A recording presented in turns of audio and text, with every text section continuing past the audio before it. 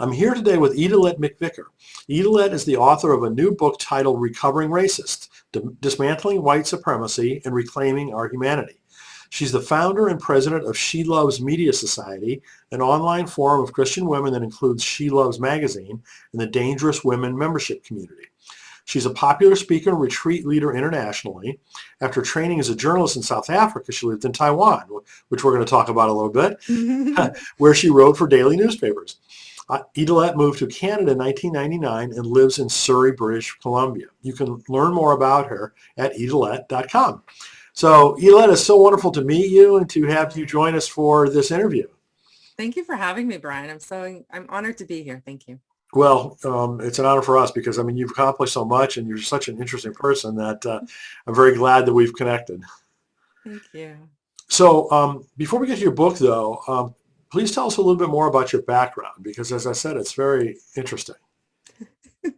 I was like, gonna have to ask you, like, which part, right? Because it's like so many elements to that, right? As you were saying that, right? So, I mean, growing up, I was born right in South Africa, and this is kind of what the book is about, is really that story of growing up, being born a white Afrikaner woman in South Africa during apartheid, right? Kind of right into the height of apartheid. Mm-hmm. And so that really shaped my consciousness, my understanding, and I wouldn't even say my understanding, but my quest for understanding what it means to be human in the world. I think I used to think, or I was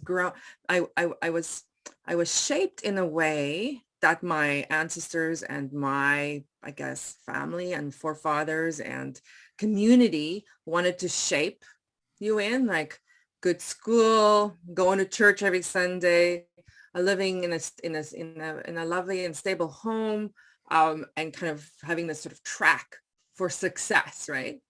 And then you're like, oh, but it was at the cost of so many people. And the school that I went to was an all-white school. And the neighborhood that we lived in was an all-white neighborhood. And the church that we attended on a Sunday was only white people. And so how do you walk out of that?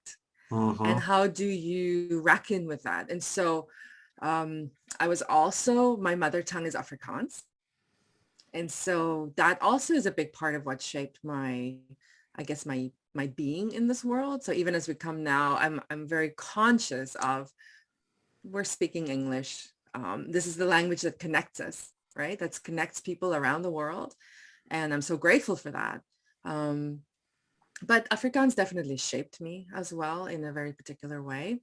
And so, yeah, I have this, as I sit here, I'm sitting in Surrey, British Columbia, as you said.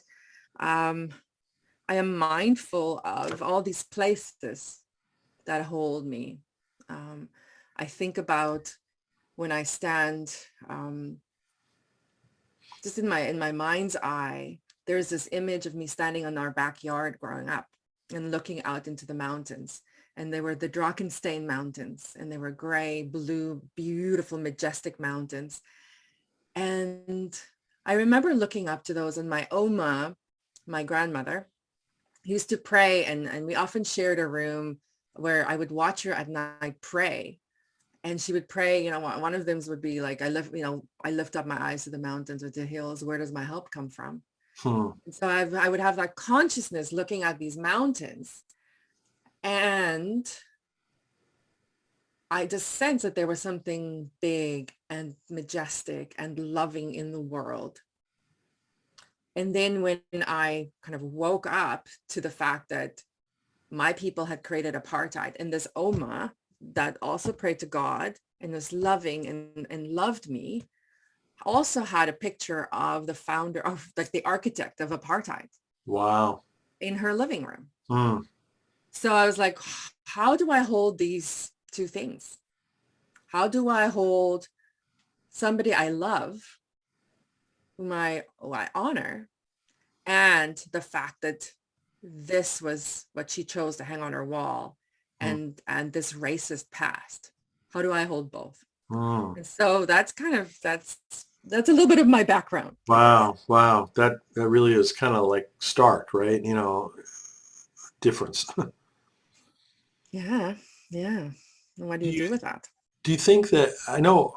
As we mentioned before we started the interview, I spent a lot of time in Taiwan myself, Mhm. starting when I was in my 20s, and all that international exposure that I had was really an eye opener for me. For another white person growing up in mostly white community in Yeah. the United States, to be able to experience other cultures, other ethnic groups, was really important for me. And Yeah. we both were commenting on how much we like Taiwan. So how do you think plucking you out of South Africa over to a completely different continent and different culture? I mean, how much do you think that impacted your development? Oh, also in a huge way, right? First of all, language. Immediately I was dumped into um I don't, it was like I was placed, or I landed, let's say that I landed in a completely different language, right? And I had studied some other language. I'd studied German and French and Latin, and it was like all Germanic kind of languages and European languages. And all of a sudden I was like, I don't have anything to draw from. Like I would look at this and I would hear sounds and I was like, this is all foreign to me, right? So that shapes you, and that changes you, and yet there was this generosity of spirit, this welcoming spirit, right? um wherever I went on the island. And it's like a huge culture shock for sure. Language, um like even just the way, the feeling of the air. I was very tropical, right? The visually so different. Hmm. And yet in some ways also I felt very at home there. Hmm. And Hmm. so it was like this, I was already used to, like, so growing up in South Africa, while I was in this white bubble, um, I was a white person in a majority Black country, right? And so to be a white person in a majority Chinese country was not that different for me. Hmm. I Hmm. actually feel my body feels very at home in that context. Hmm. Hmm. And so, like, just to be aware of that too. So I mean, I think it was this idea, like, I just had to, I kind of like write about that. I had to get on my scooter and just go. You just kind of get in and you just go with like the traffic and the other scooters, and you just get in there, right? So yeah. Yeah, I was surprised how many scooters there were there when we were Right. there. It's like they're Yeah. all over. I loved it. I was like, oh, I was so happy I had a scooter for a long time. Yeah. And then Probably I was kind of go. probably some degree of freedom associated with that. Absolutely. That you named it. Huh. And so, yeah, for me, that was another piece of that, right? So like the mobility, the freedom around that. And I had just come out of South Africa. Like, so in 1994, we had our first democratic elections. And I got to vote in that first election. It was my first time voting. And it was the first time that so many people in South Africa got to vote for the first Hmm. time, right? Hmm. And coming out of that, and so I coming out of that political injustice, right? And so it was such a moment in South Africa. And I was in a small town called Grahamstown on the day that we voted, and I remember the lineups, long lineups of people waiting to vote. And if you Google that first democratic election, one of the things they talk about is the long lineups, but people were so grateful Hmm. just to be there, right? Hmm. And so it was like the sense of patience, and the women in front of me were dancing and singing, and the sun was shining, and the land, it just felt like something was right with the world. Hmm. Wow. and and I had a glimpse of freedom that day, right? And it was political freedom that had come to South Africa. There was so many other things that still need to, economic freedom, all of those things still need to unfold, right? But political freedom had come. And so I felt like that day, I think my long walk to freedom started. Hmm. Nelson Hmm. Mandela talks about the long walk to freedom. His book was entitled that. And for that, the long struggle, 46 years plus, right? If you think about colonization and the years before, and the racism that exists even before apartheid in that context, right? The long walk to freedom. And when that moment came, and political freedom came to that came to South Africa, for me as a white woman, I had to start my journey now towards liberation and to finding that freedom. And so for me, Taiwan and that sense of freedom was another piece of that. It felt, oh, there's something here that I need to move towards, that I want more of, right? It's kind of like that taste that you want and you're like, where is it? I would like that. I want more of that. Well, good for you for pursuing it. I don't know. I'm just like, isn't that kind of what my faith is around? Like, it's for freedom that Christ has set us free, right? Like, I was like, well, okay, it says that, right? And I mean, sometimes I just, that's kind of, I was like, okay, I want more of that. So before we get into your book, can we talk a little bit about your other work? She Loves Media Society. Yeah. Tell us more about that. Okay.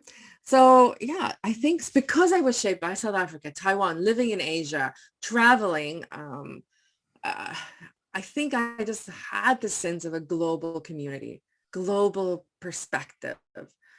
And for me, coming out of this racial injustice and the story of racial injustice, that was already shaping my heart, and God was working in me. And so when I moved to Canada, my mother-in-law invited me to partner with her and we created this prayer journal for suffering women. It was called Discovering God's Heart for Suffering Women. It really was around gender violence and the abuse against women, and especially in the evangelical church, and kind of this wake-up call and prayer movement. And I was like, why should I get involved in women?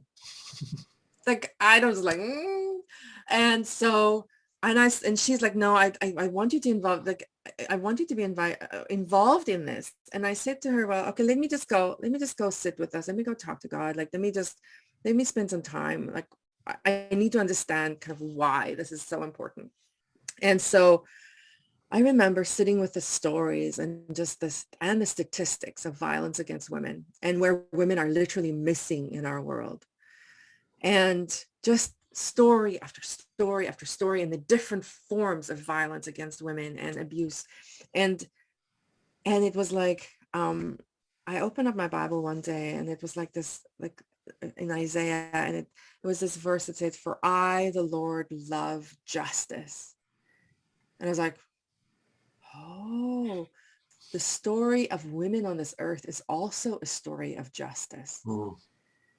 And so when I realized that when women's voices aren't heard, women's voices in the church, when women's voices are silenced, when women don't get to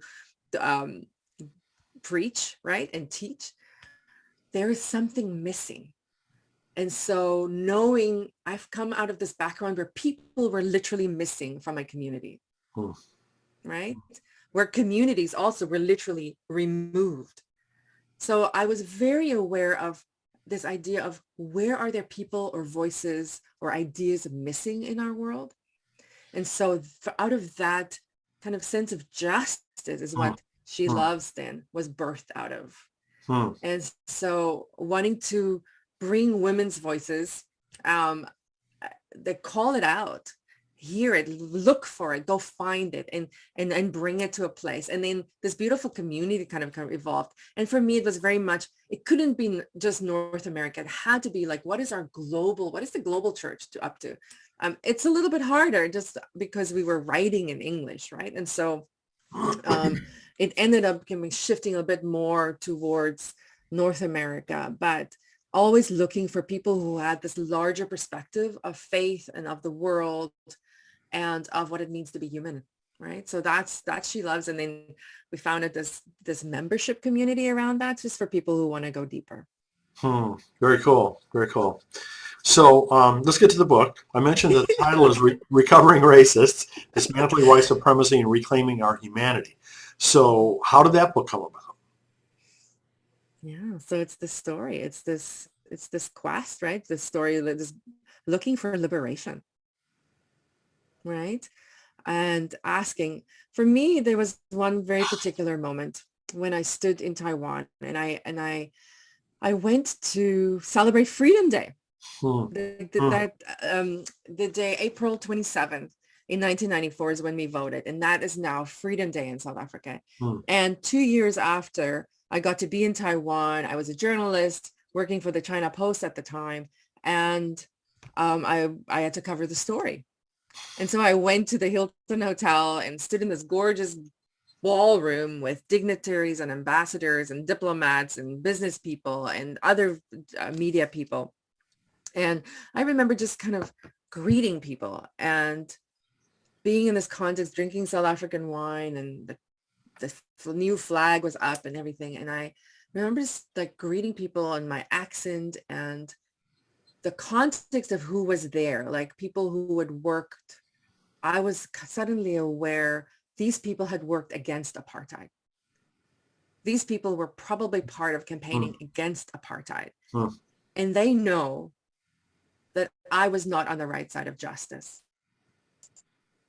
And when I understood that I was not the good white South African who had voted in that election for democracy, I was part of the people who had created apartheid, who had sustained it.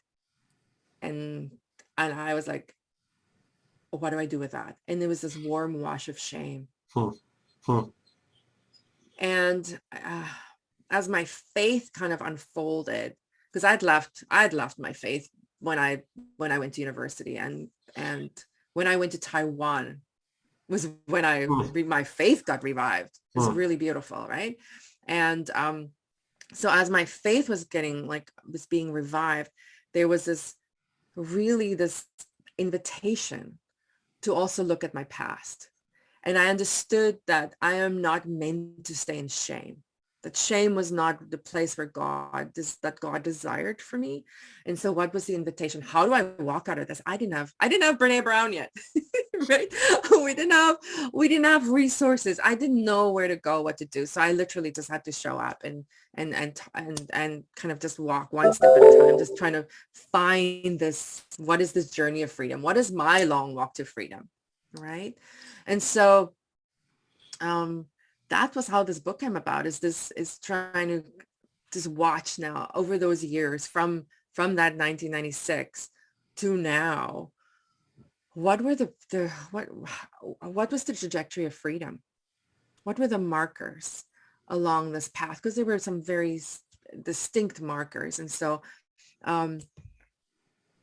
I just always watched, and I was trying to find white people having this conversation, even talking about the shame of apartheid or of slavery, and I was like, I don't know where people are talking about this. I couldn't seem to find it. And so I literally just had to, I showed up where people were having the conversation. Only I could find Black people, people of color, Indigenous people were having the conversations. And so I would just park myself, whether it was a book or any kind of talk or something, I would just go. And I just wanted more freedom, right? And so a friend suggested to read No Future Without Forgiveness by the Archbishop Desmond Tutu. And I just remember I picked up that book, and it was like I could hardly stomach. I didn't have the capacity yet to have the hard conversation, right? Like I was very much in that white fragility space, right? But this was like early 2000s, and just I would read one line at a time and just kind of digest it, and like I could feel my spirit become stronger, my soul become stronger as I was reading this, and I would just hold it up against my life as well. Like, okay, God, what do I do with this? And just kind of walk with that.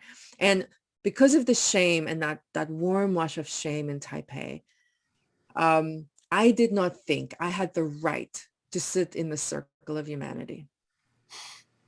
I just was like, we had done this. We had literally committed a crime against humanity, as the United Nations called it, right?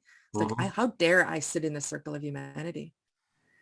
And so I'm like, what do I do? Like, so reclaiming our humanity, that wasn't really a quest for me.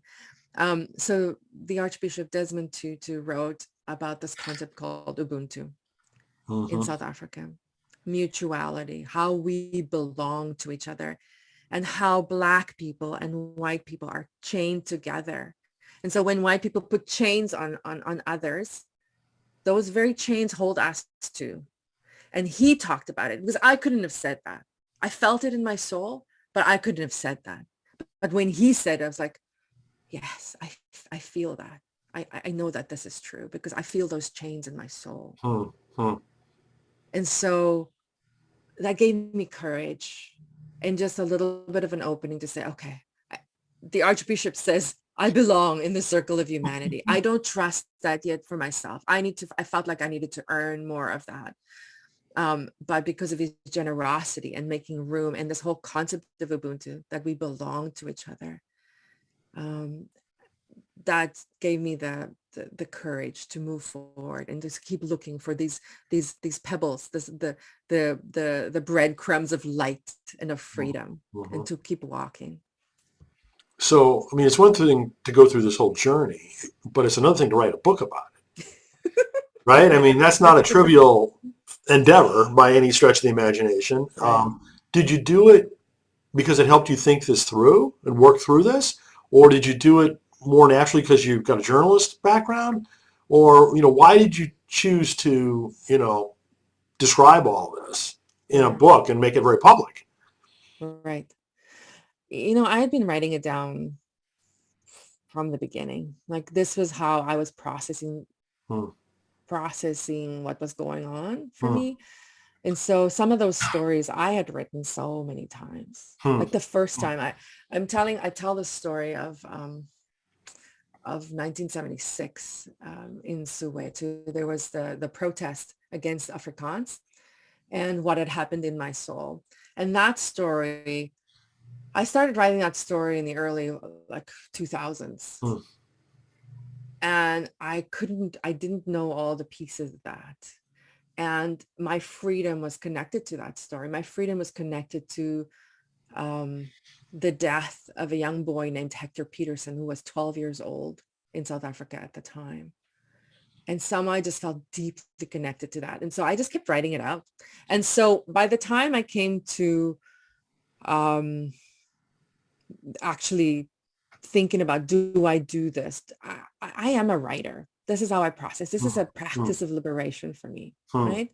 This is how I process the world. So I'd already had content. And then there's like, okay, do I as a white woman now need to write a book about this? Do I need to take the space of another person to write a book? And I was willing to relinquish it. I was like, okay, God, I don't need to do this. It's not something I need to do. And especially after George Floyd died, I was like, and after I relinquished it, I was like, but this is my story. And it's a very particular story. And as I just watched the faithfulness over the decades of just this liberation, of this becoming, of this kind of walk towards freedom, and it's not it just and I talk to people about it as well. Like, do you think I need to write this? And I felt a charge to do that. And so I sent off the book proposal and just kind of watched, okay, what do we do with that, right? Then had to wrestle, okay, all of a sudden there was like all these books about anti-racism on the New York Times bestseller list. And I was like, oh dear, I'd never kind of considered a book about racism like making money. And then I was like, oh, I actually have to consider that too. And so kind of came to that place too about, I can't write about apartheid and profit from it again. And so 90% of the profits then also now is gone back towards Yeah, repair and it's restitution, wonderful. right? So it's just like, so it's an unfolding, right? So we're talking Hmm. about recovering races. It's like recovery. Every day we show up for the work, right? Well, it's one thing for an oppressed people to write about being oppressed. And, it's too easy, I think, for the majority to ignore it, which is what's been Okay. going on for how long now? Yeah. It's another thing for a white person, I think, to write about it, at least from the standpoint of maybe more white people will listen. Oh, oh. I, I I mean, mean, we I don't don't want know. that. Like, we're hoping that's not the case, right? Like, but I don't know. However, I'm just here is this what I feel is a little bit of a map. It's my heart. And the invitation is here. And if there's that nudge, then whoever wants to come to that, right? And needs to do that. And I kind of say, like, this is a side conversation. right? The main conversation around racism and anti-racism cannot be from a white woman. Yeah. I cannot be the lead on that conversation, right? But I don't know, maybe it's more palatable. I mean, I'm not pulling any punches. It's not an easy read. I wouldn't say that, right? Um, No. but it's an invitation, and I think it's because it's not, I walk through the shame, I walk through the guilt, I walk through kind of holding the story. And I think there's some of this idea of, if I'm kind of like, and I originally there was a point in my story, I was like, well, I'm kind of the worst white woman in the room, right? And then I was like, well, you know what, when I say that, that's actually not right either, because that means I'm putting myself in a hierarchy of worth. And that's really just what white supremacy or any like that wants to do. It wants to place us on a hierarchy of worth. And so we can come to the circle of humanity as human, as belonging. But for somebody who wrestles with that, maybe wrestles with a family history um, of racism or enslavement, like, I'm like, here we go. There's room. Come. Well, there's another person I interviewed not too long ago who wrote a book with the title something like Know Your Place, Okay. helping white Southern evangelicals come to grips with the end of their world. Okay. So it was basically, a white guy writing about, as a white evangelical, writing about, okay, we need to get past this, folks. We need to come to grips with, all of this similar kind of journey that, you've described. So I don't know. I find that to be really helpful when people like him, people like you write these types of books. Well, I hope so. That's just my own 2 cents worth. I hope so. So, do you feel like what you've done offers a roadmap for other people? I hope so. I'm hearing that too. I'm hearing that people's like, this is a map. And I think that was my prayer, to be honest with you.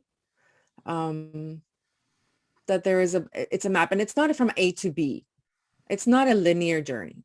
It's kind of, it's more like a spiral journey. Like we move through, like I have 20 stations of liberation, I call it. Um, and I wanted to move away from the word freedom because it's been co-opted in many ways, right? And so I was like, and that's why I used to use the word liberation. But so we move in and out. Like some days I'm awakening, and some days I'm working on honoring everyone. And some days I have to work on leaving whiteness, right? So it's like, oh, okay. There's just like we move through it. And sometimes, I can park on a station too, like park for a while. Like I parked on honoring everyone for a while. There was work for me to do in that place. Like, how do I honor, like, who are the people I don't want to honor? And I was surprised by that answer. Hmm, I was like, hmm, oh, there's work to do there. hmm, There's an invitation there too. Interesting. So I'd like to read one of the endorsements for your book from our friend Lisa Sharon Harper. She says, it's a rare thing for me to stand with a book explicitly about race and equity that's written by a white person. Why? Because it's a rare thing to encounter a white person who has followed the lead of people of color into their own transformation so deeply that I trust the message coming from their white body.